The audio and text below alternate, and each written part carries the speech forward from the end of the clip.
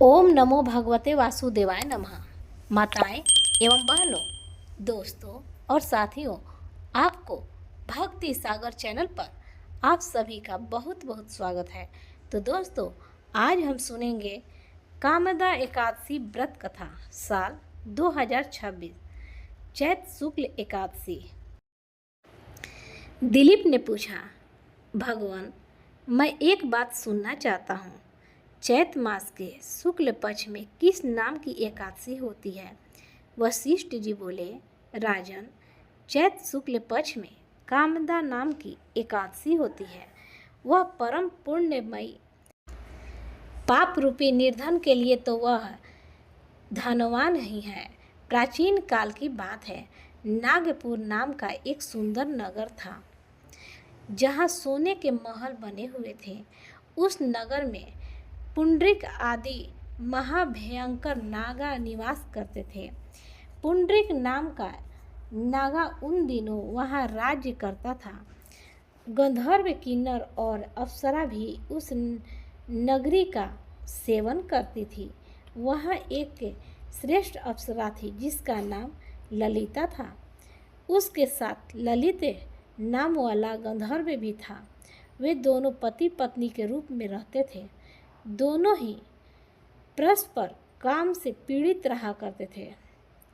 ललिता के हृदय में सदा पति के ही मूर्ति बसी रहती थी और ललित के हृदय में सुंदरी ललिता का नित्य निवास था।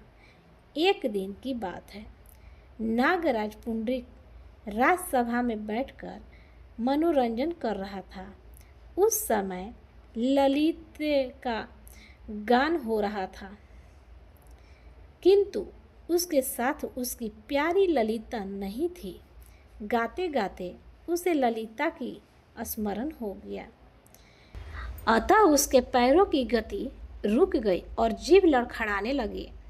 नागों में श्रेष्ठ कंकोटक को ललित के मन का संताप ज्ञात हो गया। अतः उसने राजा पुंडरीक को उसकी पैरों की गति रुकने एवं गान में त्रुटि होने की बात बता दी। करकोटक की बात सुनकर नागराज पुंडरीक की आंखें क्रोध से लाल हो गई। उसने गाते हुए कामातुर ललित को श्राप दिया, दुर्बुद्धे, तू मेरे सामने गान करते समय भी पत्नी के वशीभूत हो गया, इसलिए राक्षस हो जा। महाराज पुंडरीक के इतना कहते ही वह गंधर्व राक्षस हो गया।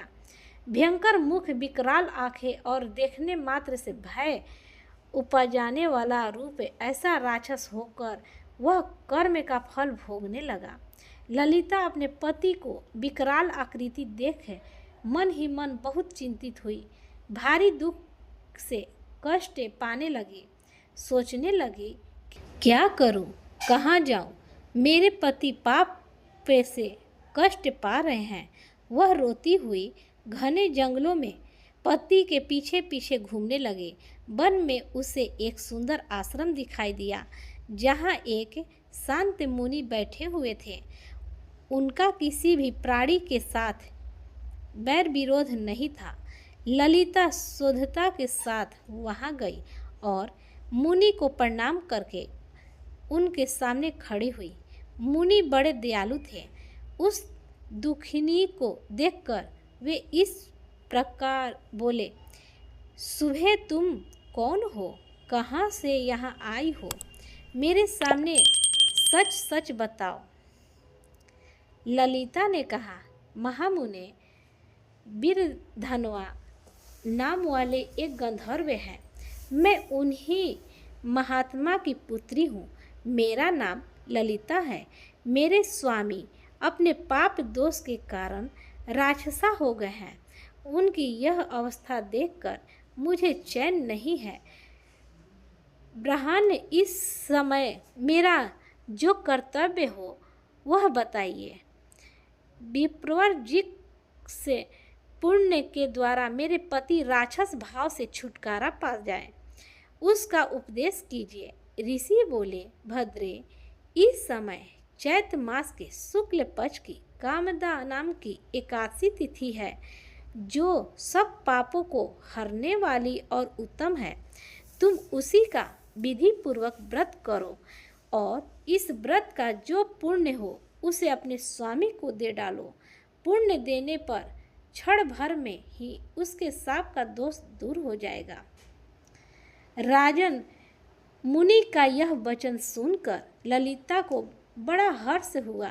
उसने एकादशी को उपवास करके द्वादशी के दिन उन ब्रह्मासी के समीप ही भगवान वासुदेव थे श्री विग्रह के समक्ष अपने पति के उद्धार के लिए यह वचन कहा, मैंने जो यह कामदा एकादशी का उपवास व्रत किया है उसके पुण्य के प्रभाव से मेरे पति का राक्षस भाव दूर हो जाए।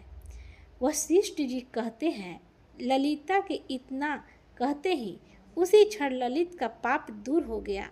उसने दिव्य देह धारण कर लिया, राक्षस भाव चला गया और पुनः गंधर्वत्व की प्राप्ति हुई। नृपश्रेष्ठ वे दोनों पति पत्नी कामदा के प्रभाव से पहले ही अपेक्षा भी अधिक सुंदर रूप धारण करके विमान पर आरूढ़ हो अत्यंत शोभा पाने लगे। यह जानकर इस एकादशी व्रत का पालन पूर्वक करना चाहिए। मैंने लोगों के हित के लिए तुम्हारे सामने इस व्रत का वर्णन किया है। कामदा एकादशी ब्रह्मत्य आदि तथा पिशाचत्व आदि दोषों का भी नाश करने वाली है। राजन, इसके सुनने से वाजपेयी यज्ञ की फल की प्राप्ति होती है। तो प्रेम से बोलिए विष्णु भगवान की जय। दोस्तों, अगर आपको हमारी वीडियो अच्छी लगी हो तो लाइक, शेयर, कमेंट एवं सब्सक्राइब जरूर करें और बेल आइकन को दबाना ना भूलें।